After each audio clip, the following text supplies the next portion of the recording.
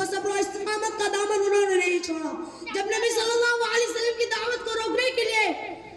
کفار و مشرکین نے آپ صلی اللہ علیہ وسلم کے چچا ابو طالب سے شکایت کی تو اس وقت آپ صلی اللہ علیہ وسلم نے فرمایا چچا جان اللہ کی قسم اگر یہ لوگ مشرکین مکہ میرے دائیں ہاتھ پر سورج اور بائیں ہاتھ پر چاند رکھ دے تب بھی میں اس کام کو یعنی توحید کی دعوت کو نہیں چھوڑوں گا حتیٰ کہ اللہ تعالیٰ اس دن کو غالب کر دے یا میں اس راستے میں ہلاک ہو جاؤں. ایک شاعر نے نبی صلی اللہ علیہ وسلم کے قول کی کیا ہی خوب ترجمانی کی ہے. میرے ہاتھوں پر لا کر چاند سورج بھی اگر رکھ دو میرے ہاتھوں پر لا کر چاند سورج